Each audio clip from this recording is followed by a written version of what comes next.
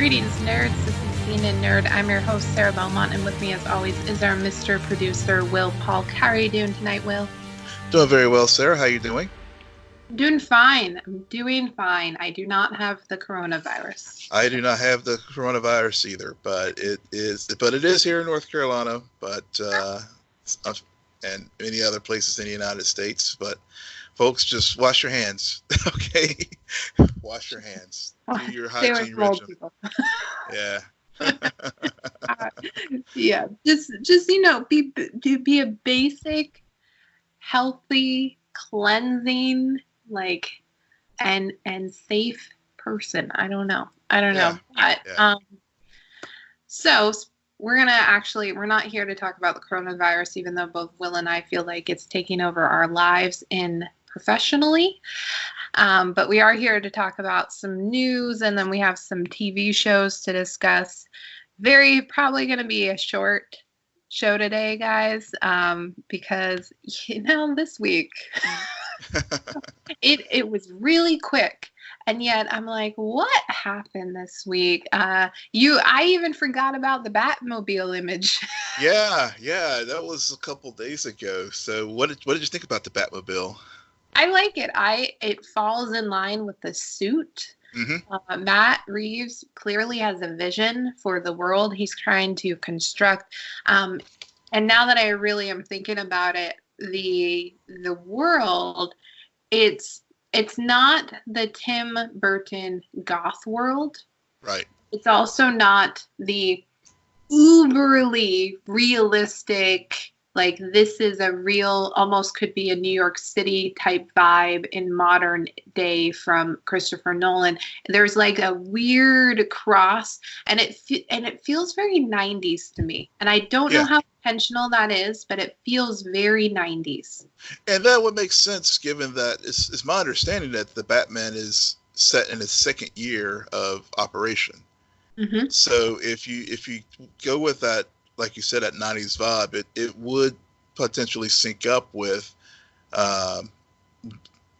what we potentially saw in, well, I guess Batman Begins was early 2000s, but you can still make it work within that universe if you wanted to go like the Nolan Bat, or even, heaven forbid, the recent DCEU version with Batfleck. So. Mm-hmm. Yeah. I like it. I like the art direction, the way these images are coming out. There's a clear style. Mm-hmm. And I think that's important. It feels familiar, but also new. And that's very important. But then again, we all know how I feel about just talking about images. I want to see the trailer before I can be like, this was a great idea, or this is going to suck. Right. Yeah, I hear you. But the images that they have released so far, I'm getting pretty excited about this film. I think you're right. We joked about Pattinson's jawline at the reveal of the suit, and then of course we had the Bat Cycle images that we I guess that was about a week or so ago, and now we have this, and I'm getting excited for this film. Yeah, absolutely. And don't forget, with all of the craziness going on, that the Stargirl starts on May 11th on the DCU app, and May 12th it'll air on CW. Yeah. Well, I'm not going to watch this show. Why are we talking about this?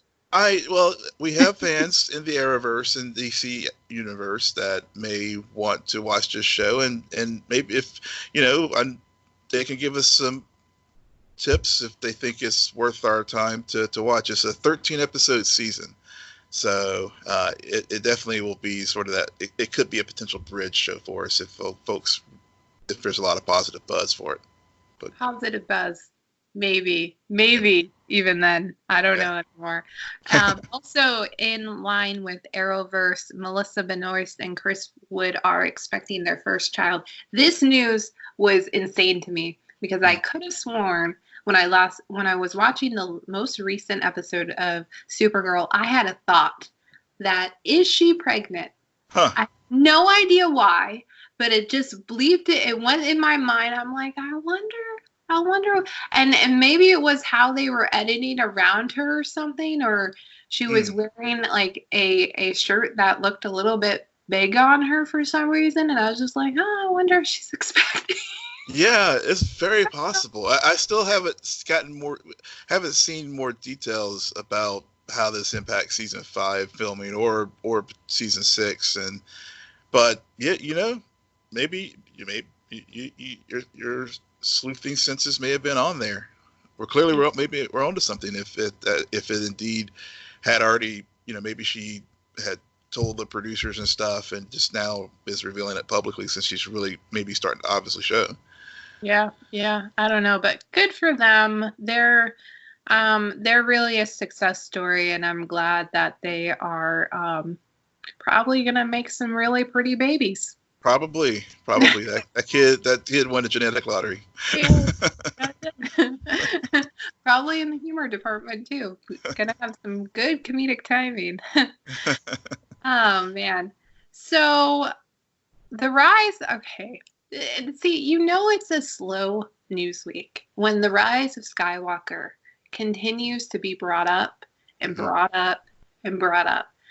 The movie was released months ago, y'all. Get over it. It happened. It's in our little, it's on our movie libraries now. It's done. And I get, yeah, they released a novel about it. And the novel is claiming everyone and their mother and their father, I should say, is a clone.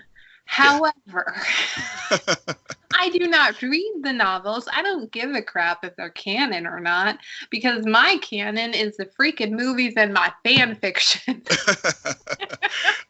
As soon as I have to say, I was saving it for tonight as far as our recording, when I saw that they said the kiss between Kylo and Rey was not romantic. I thought of it. I was like, nope. I'm just going to hold on. I'm just going to save it for tonight so I could just hear your rant real time. Put the salt on the wound. What the kind of bullshit is that? We're gonna give some of the audience what they want. Yeah, and yeah, there's an actual audience who loves Reylo, and then we're gonna take it back months later. Yeah. Months later. Months later. I don't care what the intention was. Did that come from JJ? It came from the novelization. I don't think it came from the novelization, who is also just pissing on everything else too. That novelization. Those were the three things that broke this week. It was the Reylo kiss was not romantic. The second thing was it confirmed that Palpatine was a clone, which again, apparently, I saw an interview with Ian McDermott actually said that they actually it was in the original script, and if it was in the original script, they should have left it in there because that would have helped a little bit with that film. But was it in Trevorrow's script? Because there's some people who just are like, well, if it wasn't in Trevorrow's script, it doesn't count. Yeah, I don't know if I don't know if Palpatine was even into Trevorrow's story. I don't recall, but again, it just shows how effed up this movie really was, and as I get months from it, how forgettable it was as far as a Star Wars film, and then secondly, but we said before, if you're using secondary sources like the novels or the encyclopedia to tell the story, then your story sucked. Yes, I agree with you on that point.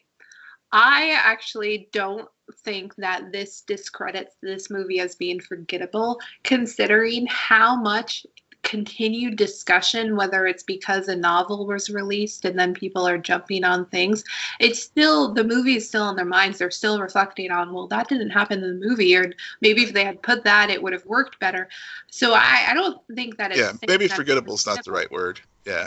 It is definitely a movie that, for whatever reason, and arguably a franchise at this point, a trilogy of movies that has really erupted this kind of split of fans and people's opinions, and everyone has one. It's very similar to what played out on Arrow for years, and still is playing out. Even the show between Lulliver fans and Olicity fans. It's I still see that stuff on the timelines, and I even joked with Tasha. Somebody was grumbling about Olicity, blah blah blah, and I just finally just like this fandom. yeah.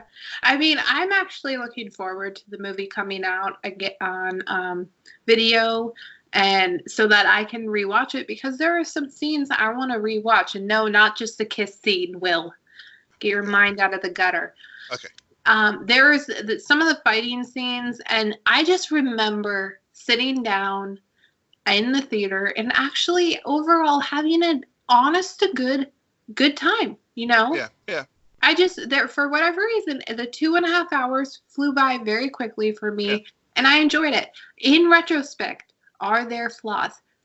Absolutely. Yeah. But it was, you go watch a Fast and the Furious movie. There are so many flaws in that movie, and everybody's like, well, I had a good time. And yet there isn't 3 months worth of discussion about a Fast and Furious movie, and yet a Star Wars movie with flaws, God forbid.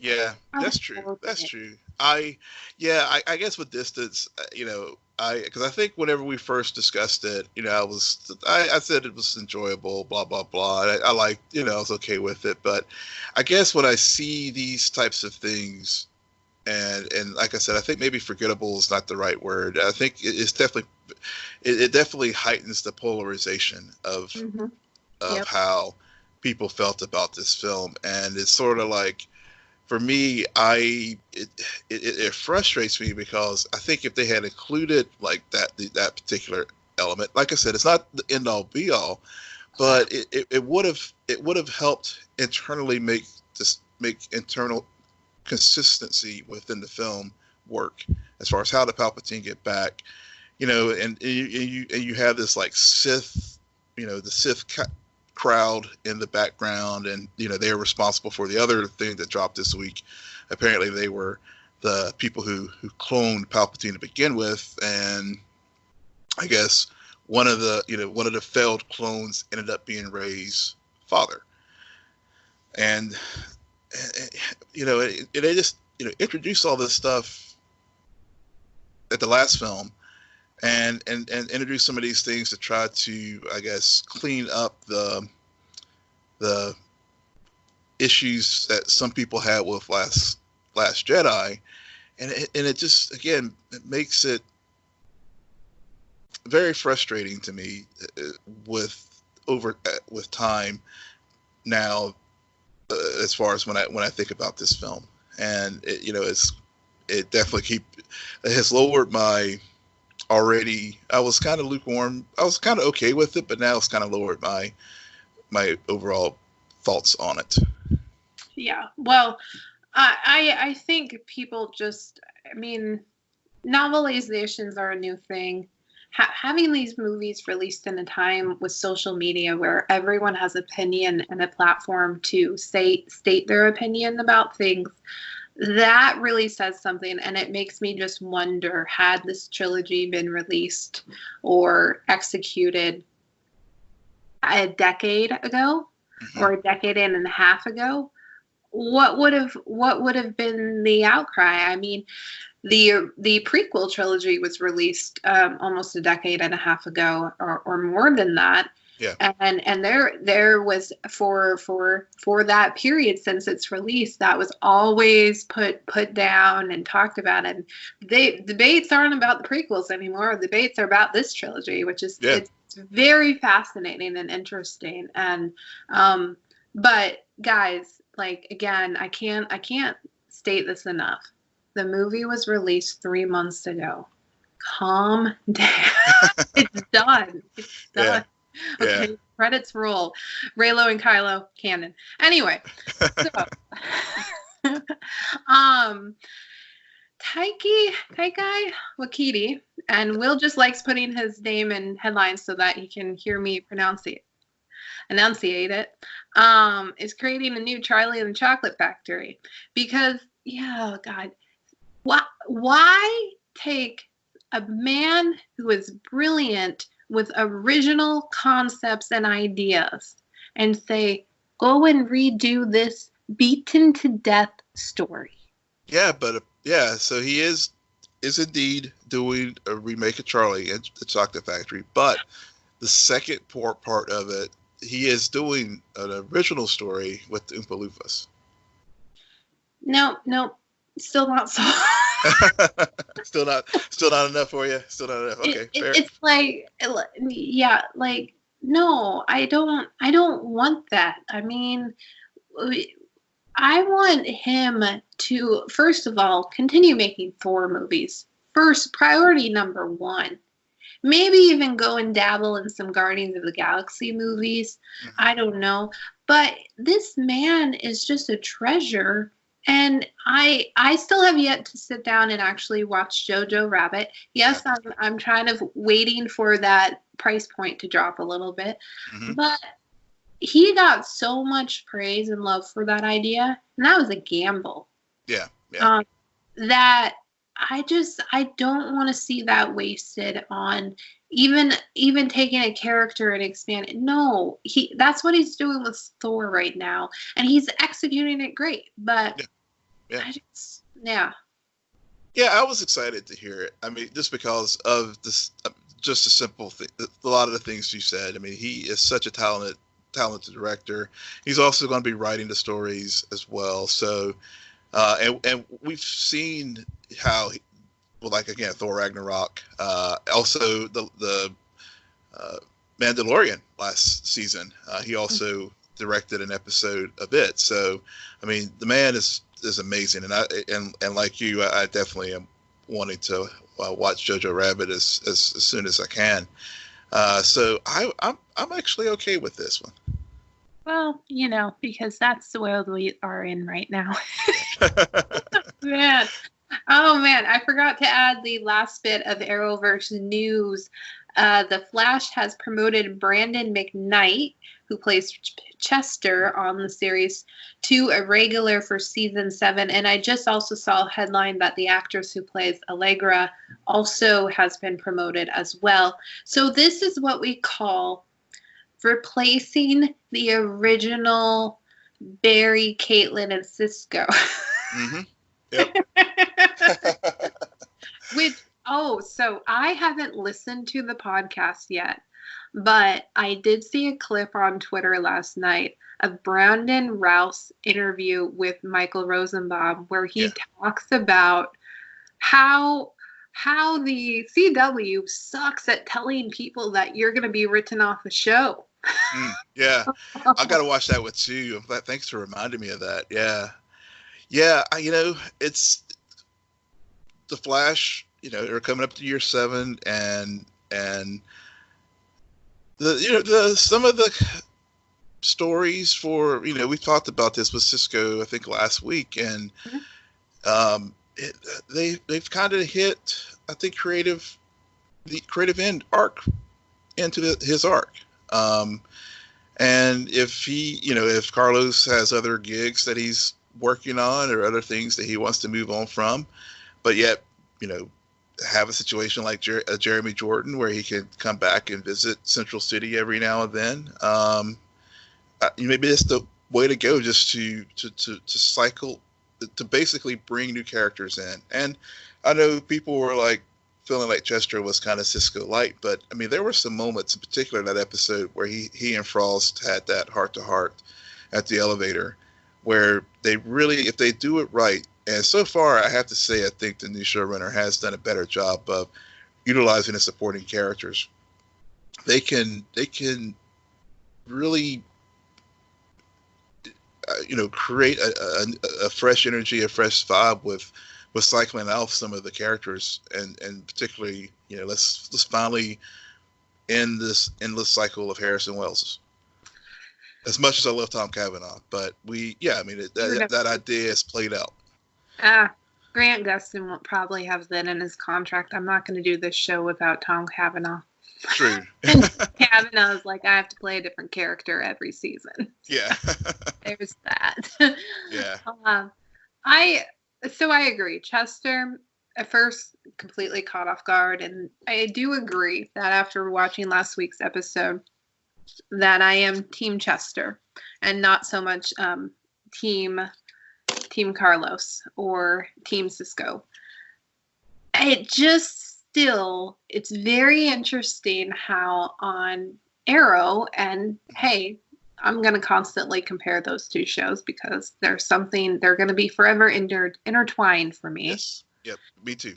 And on Arrow, the supporting cast, I mean, other than really Emily Bett, who left, but she did have a legitimate project to go do that she wanted to, and I think she was over it. Everyone else kind of stayed on board until Steven was like, no, I'm done with it. And then even David Ramsey kind of stepped up during the series finale, and it was really Diggle eccentric. Yeah.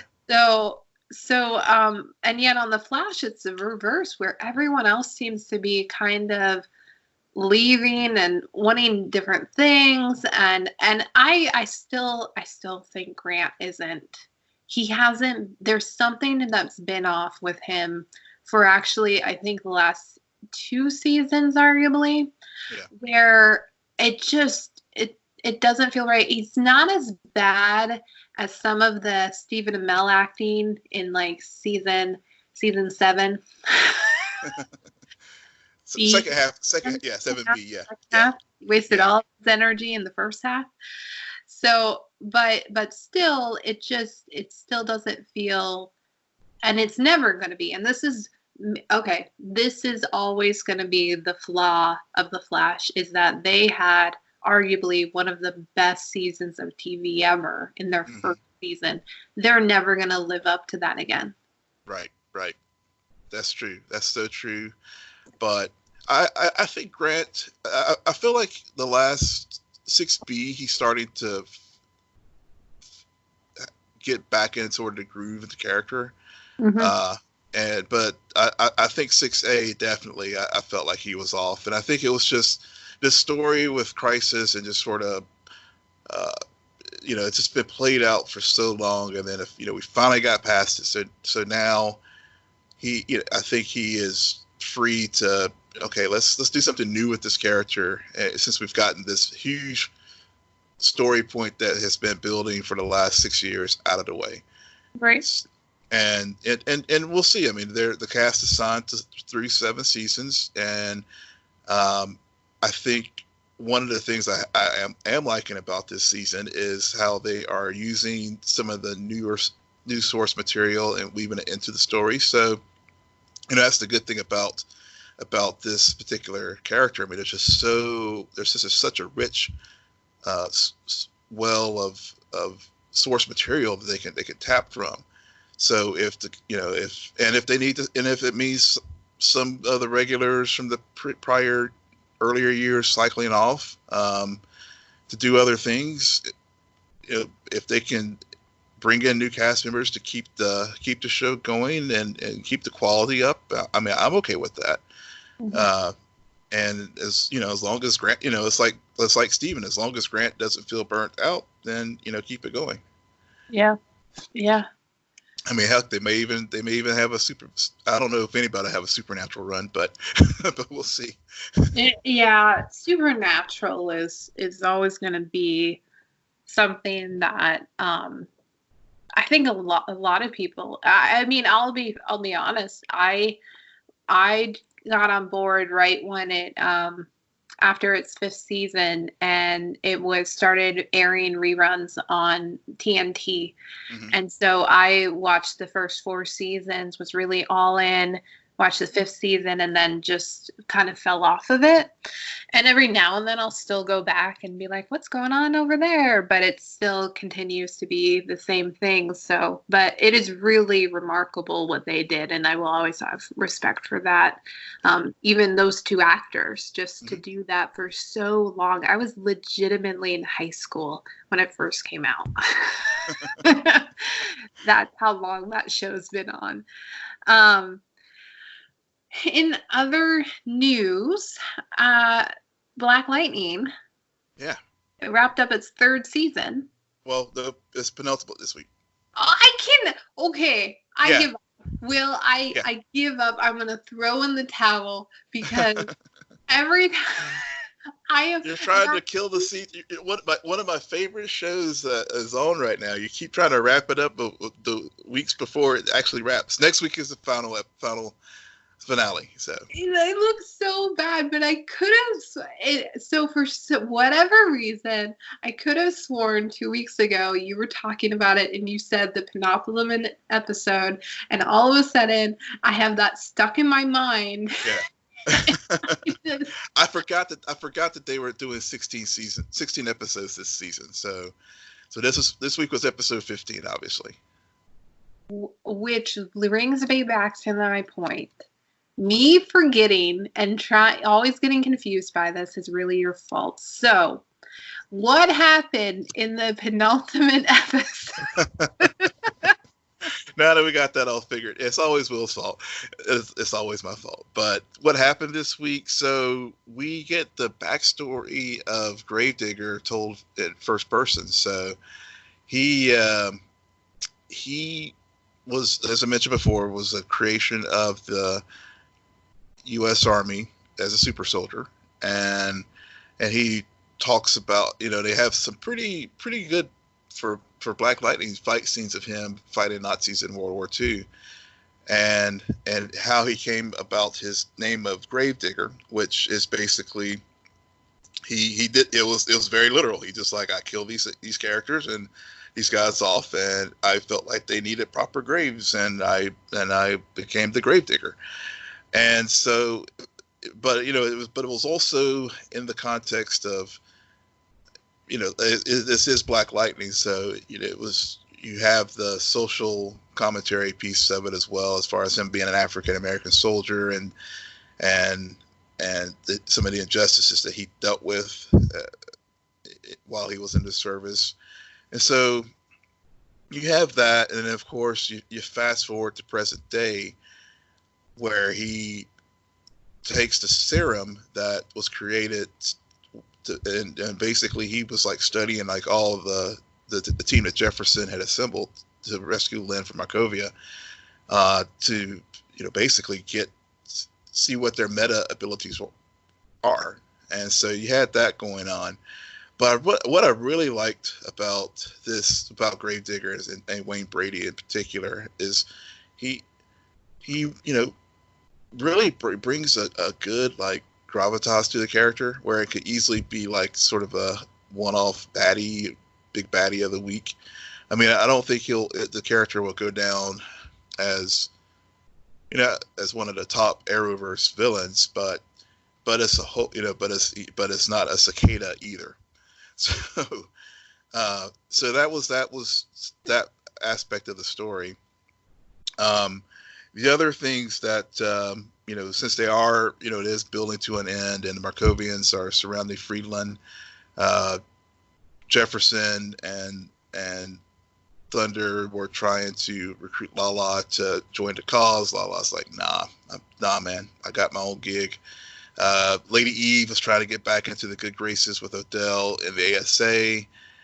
So that's some things that they'll definitely, I think, pick up on season 4 since she's back.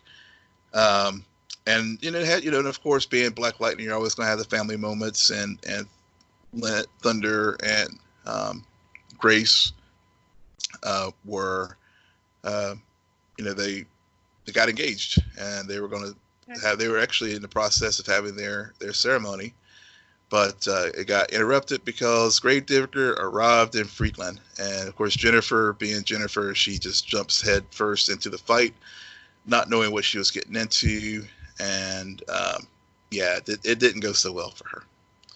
But the other big piece that they'll definitely touch on next week with Gravedigger and Jefferson, there is a connection there, because one of the unique things about Jefferson is he was at that point one of the few stable metas that was in the area, and so of course Gravedigger is as well.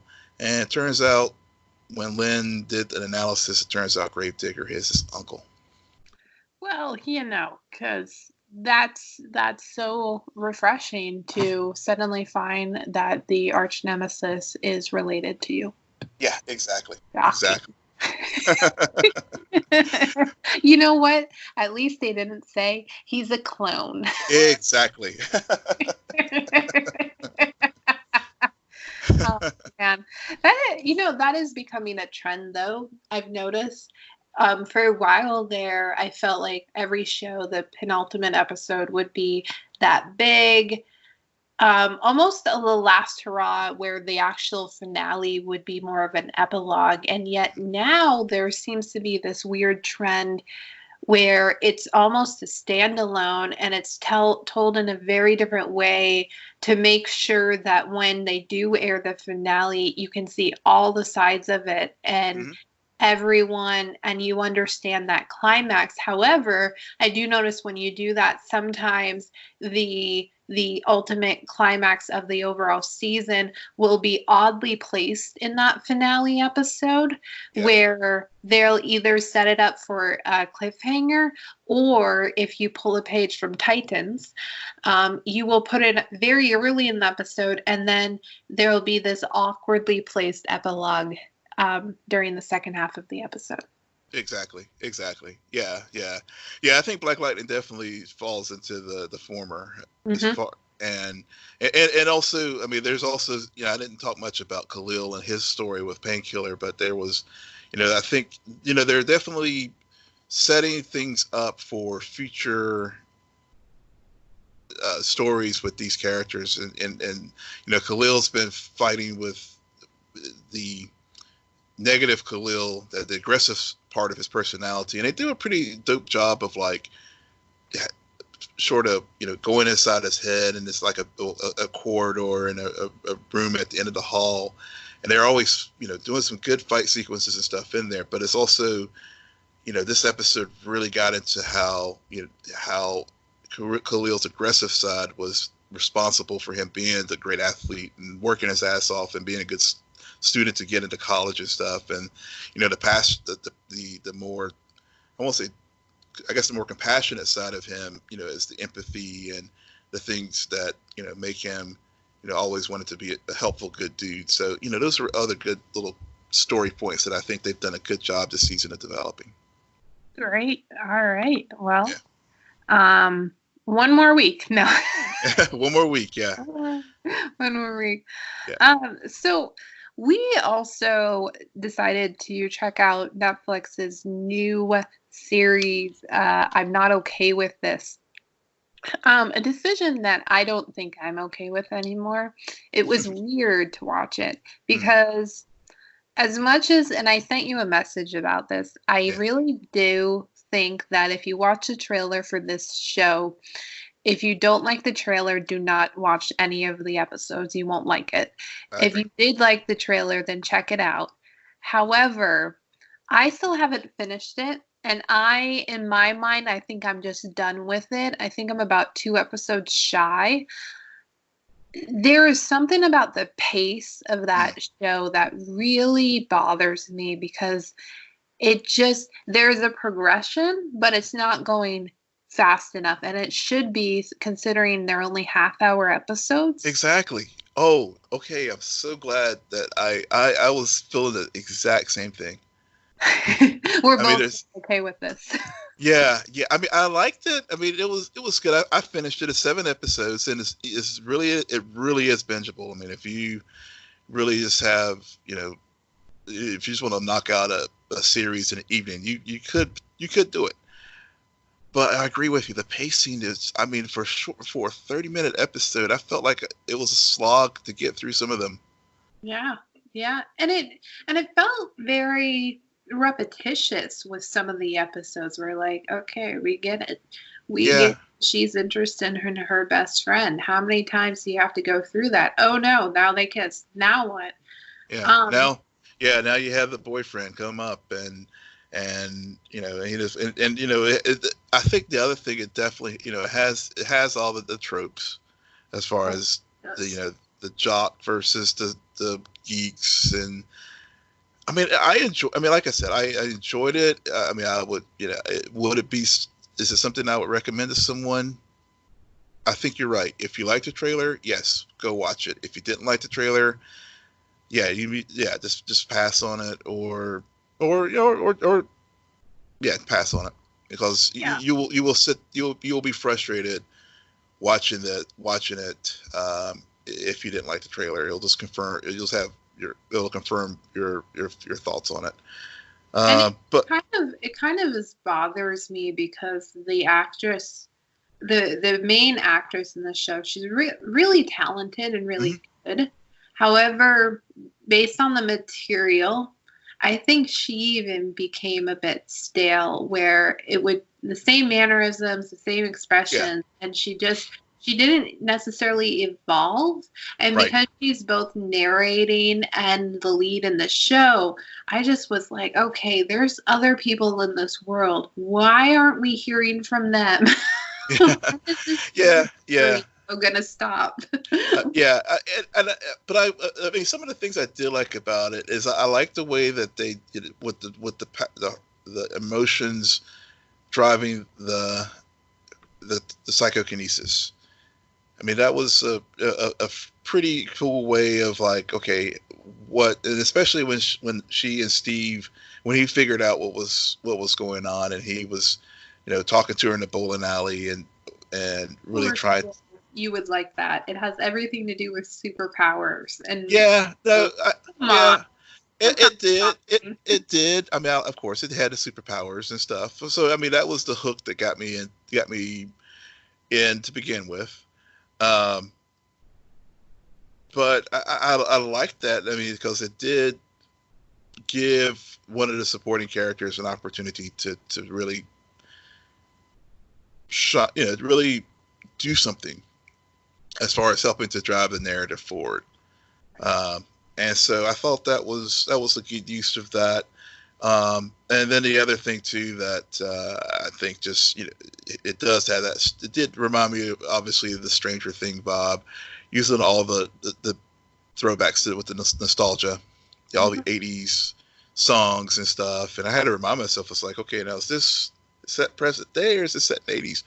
Um, but you know, but it had that kind of vibe to it. But you know, but overall, the series in some regards reminded me of some of the other shows on Netflix, as far as with some of the teen dramas. I mean, not quite the same as Sex Education. I did make it through that series some time back, um,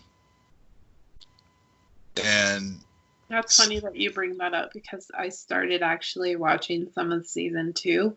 mm, I'm pretty close to finishing season two of Sex Education. Not bad, not bad at all. okay, yeah, I still need to watch season 2, but so it kind of, you know, it gave me some of those feelings too. But I think Sex Education is a much superior show. Yeah. No, well, clearly I watched the first episode of season two and I was like, I'm over Sex Education, and then I start watching this show and I'm like, okay, let me go back to Sex Education. and and it is I I like how you just pointed out that there clearly is a trend with how these Netflix original series are designed, very similar to CW, because Hmm. CW has a formula. Hmm. It's applied all across their shows. You can tell a CW show versus another network. There's a Yeah. distinction there. And so a part of me also applauds Netflix for being able to establish that in such a short period of time with these original series. Another part of me is just like, you know what? HBO, the only reason you can tell an HBO show from other shows is just because of damn quality. Yeah. Like, there's something very cinematic about it. But their shows are actually very distinct. They have comedies, they have dramas, they have everything in between. So, and they have a superhero show. Yeah. So I just hope that they continue to, they evolve that a little bit more, make it a little bit more broader. And I like I said, I don't even think I'm going to go back and finish watching this because I'm over it. Okay, you should watch it. You should watch it. That's all, and I'll just leave it at that. I don't want to spoil you or our listeners if they haven't watched it yet. Speaking of things that Will wants me to watch, we did watch episode 6 of Picard season 1, and finally we have some progression. I really like this episode. Yeah, me too. I like the setup. I like the box. I like. I'm finding that I think last week's episode, it was missing Norak for me. I think Norak's a very interesting character because although he is on this mission and he is part of the opposite side, when he locked Soji in that room and he turned around, he couldn't even face her. And there were tears.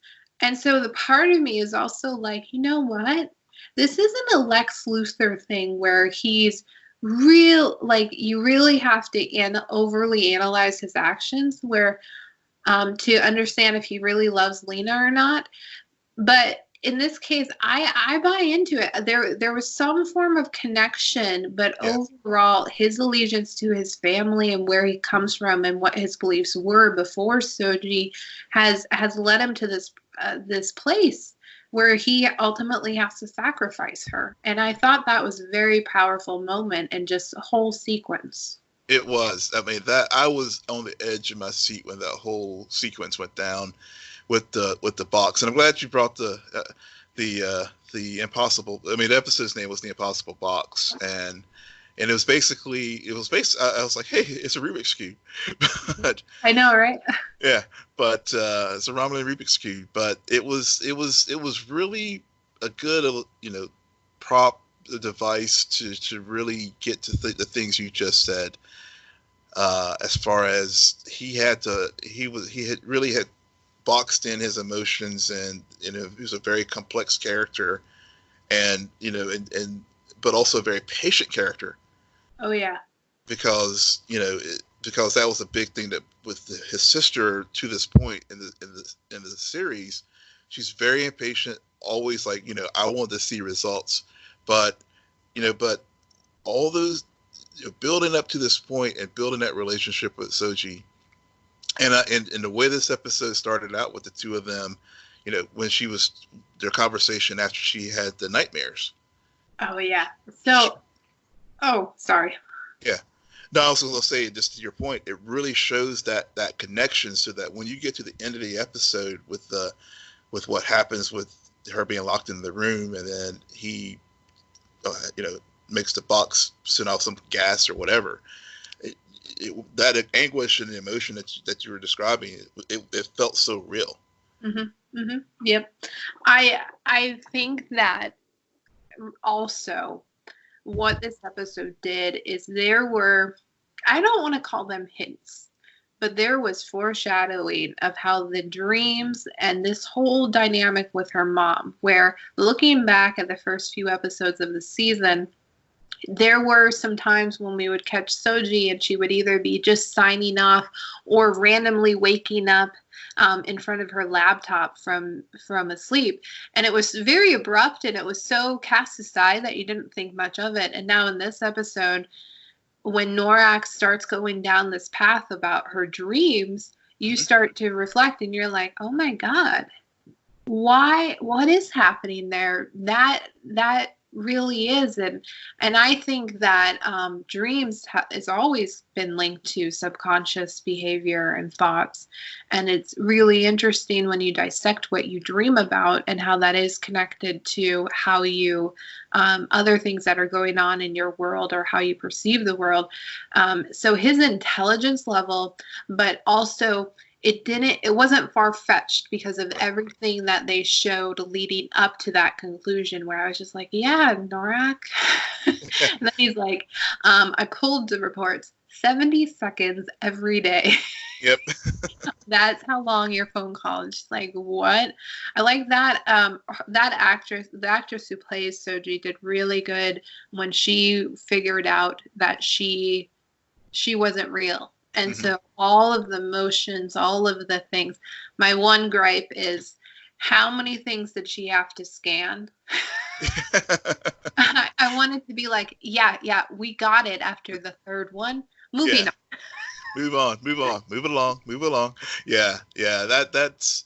But I agree with you there that they could have like tightened that up a bit. But that was, again, that how he used the dreams and really tapped into her subconscious and all the patience of and really trying to carve out the human versus the synth and synthetic, and making her one of the things that stuck out with me when he was talking to his sister about that, as far as his whole plan was using this whole process to help her come to the realization on her own without setting off the subroutine to her defense mechanism, so that she would shut down. Right. And so you're right. I mean, I think that was the thing that was missing in last week's episode. Norak is definitely that. It's such a very complex character and good villain, because he's not just your typical evil guy. I mean, he has some nuance to him. But even though Hugh called him out and saw it very early on, that he was Tal Shiar, but and of course we confirm it, and it confirms it this week when he talks to Picard about it. But yeah, that was definitely missing it last week, and I'm glad that they carried it forward, and really was definitely, I think, the strongest episode to date. Yeah. And that's also, Theo called it, because Theo is envious that Norak got into Soji's pants, and he hasn't. I haven't forgotten about those looks. Okay. Yes. Just and you know what's weird about this? The Picard portion of this episode. I like the stuff with Theo. Or Hugh. Or Hugh. Why did I put whatever? Yeah. So Hugh. However, I actually think that the writers should have made this all Soji and Norak, and really delve, because they took a week off. It's only fair. And honestly, I kept, anytime it would go back to the whole Borg and Picard coming to his feelings about being now on the artifact, I just I was suddenly like, whoa, let's get back to the main thing. And also, a part of me kept wondering, I'm like, Picard, you literally have been on a multi-week like path to get here, and now you're here, you're gonna go take a tour? What are you doing? What's happening? You only have 24 hours, get over there. It's like, as soon as he sets foot on the artifact, it's like he slows way down. yeah Well, I think that's the whole PTSD, and I liked. I mean, that was the other thing I really liked about the episode was when I was watching it, and it was definitely fan service to go back to the best of both worlds, the episode where he was abducted by the Borg, and I love this. I love the way they they used a little screen of him as Locutus, and then and him in present day I mean, I just love that, and the same with Hugh as well. Whenever he figured out when they showed the difference between he was a Borg and now as the head of the project. But I'm glad that they still. I mean, that's been a through line through Star Trek, even in the films when they encountered the Borg, Picard's PTSD dealing, having been abducted, and I'm glad they continue to acknowledge that. And it was good fan service, but it also brought people into the story who may have not watched Next Generation before. It was just the right way of introducing that important story point about why Picard reacted the way he did when he was on the artifact. Yeah. No, you raised some valid points, and I'm glad you said fan service and I didn't say fan service. I was definitely thinking fan service, but I've already thrown so much shade tonight, Will, especially towards everything you love. It's okay. But it was good. It was good fan service, unlike another thing that we talked about earlier this evening. But the other thing I really liked about this episode was, just speaking of supporting characters, Raffi.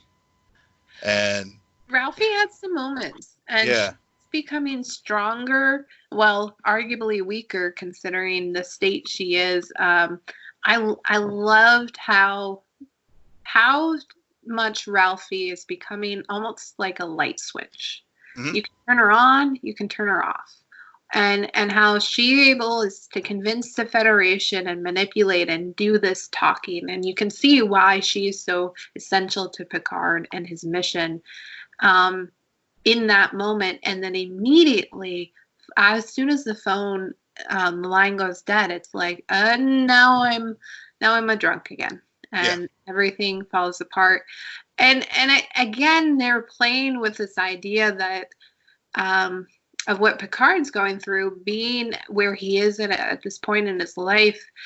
It happens with people at all stages, whether through their own self-destruction, they've kind of broken everything else. So they have this weird identity issue where, she used to be a pro at this. She used to be able to do what Picard's doing. And then she experienced this thing that broke her to this point where she still has it in her, but she also, when she's not needed, she doesn't know what else to do.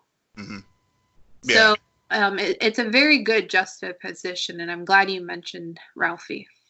Yeah. I mean, it really, that, and then and Rios, seeing that in her, and I hope they explore in season 2 some of their backstory, because clearly they knew each other. I don't know if it was through when Rios was in Starfleet as well, or how their paths crossed, but that there was that understanding he had with her whenever he carried her back to her quarters after the phone conversation with the captain of her former friend, who's like, "Don't ever call me again." But right. And also and helping her feel relevant again. Yep. And so, because she is broken, and it reminds me of why, as far as like other Star Trek shows like Deep Space Nine, where the Federation characters were not perfect. Unlike one of the knocks on Next Generation was there was no conflict, and the characters, at least among the core characters. And I like, and one of the things I do like about this show is there is conflict between the core characters, and there is disagreement, and that they're not, and they do have their demons, and this show is showing that. So that's one of the things I have liked about Picard. Right. No, I agree, and I was right, because I figured that this episode would really be the extra push that I've been missing in the last few episodes. Mm-hmm. It had that Norak push, and I'm kind of back on board in a way. I never was completely off the show, mm-hmm. but I'm definitely reinvested, is a better way to put it. I'm reinvested in season, seeing it through, and the characters, to your point, are certainly growing along with the overall plot. Yeah, and I know we didn't talk much about Maddox and Jurati and their relationship last week, but clearly, and Elnor, I mean, he had, even though he didn't have much to do this episode, well, except for has some pretty badass scenes at the end with on the artifact, but again, I like the way they're keeping the continuity of like the candor, and he calling out the fact that she, one, they picked up on the obvious attraction that Rios and Jurati had earlier, and they did hook up this episode.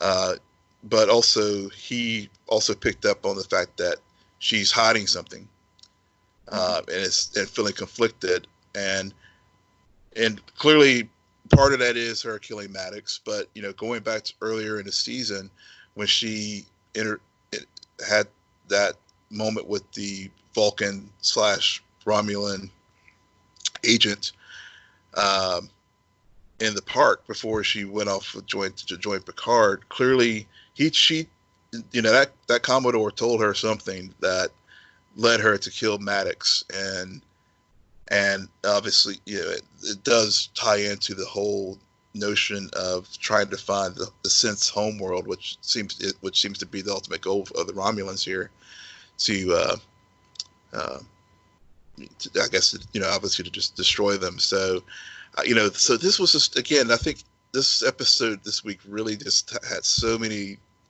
It really did carry the story forward in a good way, and it definitely got me reinvested. Not that I was ever disinvested, but I did get to a point where I was like, okay, where are we going with this? And now I like the direction we're going in.